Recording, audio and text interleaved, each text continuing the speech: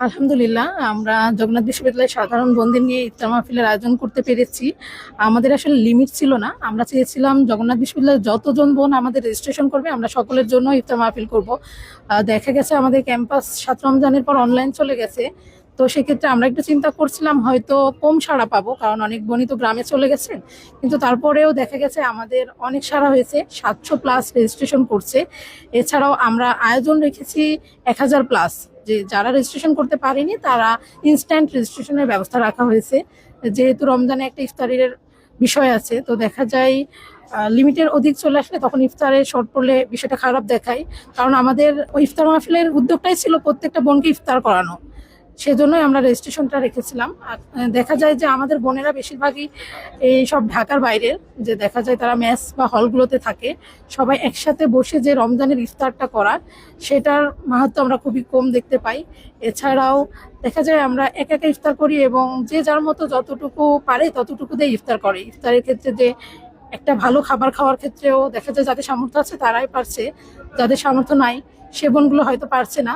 তো আমরা সবগুলো বিষয় বিবেচনা করে আমাদের ইফতার মাহফিল এবং রমজান সমাবেশ রেখেছিলাম। এছাড়াও রমজানের যে বিষয়গুলো আমাদের জানা দরকার, রমজানের ইবাদতের বিষয়গুলো, মাসলা মাসাইলের বিষয়গুলো অনেক বোন হয়তো জানেন, অনেক বোন হয়তো জানেন না। তো সবার মাঝে যাতে এই বিষয়গুলো ছড়িয়ে দেওয়া যায় সেই উদ্যোগ থেকে আমাদের রমজান সমাবেশটা ছিল, সাথে ইফতার মাহফিল।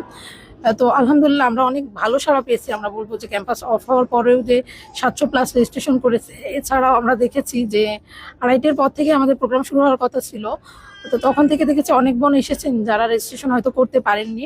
আমাদের রেজিস্ট্রেশন লিঙ্ক ওপেন ছিল, কিন্তু অনেকের কাছে হয়তো নিউজটা যায়নি বা মিডিয়া প্রচারটা কম হওয়ার কারণে অনেকে করতে পারেনি, কিন্তু তারা ইনস্ট্যান্ট এখানে এসে আর কি রেজিস্ট্রেশন করেছে। আমরা সকলের জন্য ব্যবস্থা করেছি।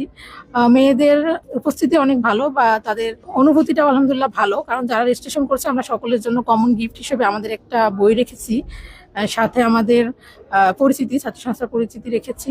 এবং এছাড়াও বিশিষ্ট শিশু শিল্পী জায়মানুর এসেছেন। জায়মানুর রমজানের মেশআপ এবং কাওয়ালি এবং রমজান বিষয়ক একটা গান রেখেছেন।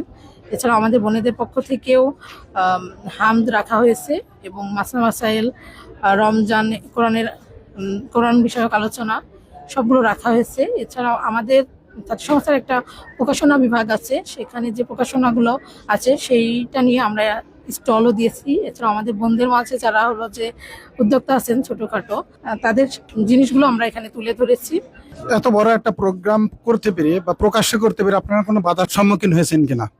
না, আলহামদুলিল্লাহ 24-এর পর আমরা ক্যাম্পাসে অনেকগুলো প্রোগ্রামই করেছি, কিন্তু দেখা গেছে আলোচনা বা অডিটোরিয়াম কেন্দ্রিক আমাদের প্রোগ্রাম হয়নি। যেমন আমাদের জকসুর আগে আমাদের হিজাব বিতরণ কর্মসূচি ছিল, যেখানে আমাদের প্রায় 1100 বোনকে আমরা ফ্রি হিজাব দিয়েছিলাম।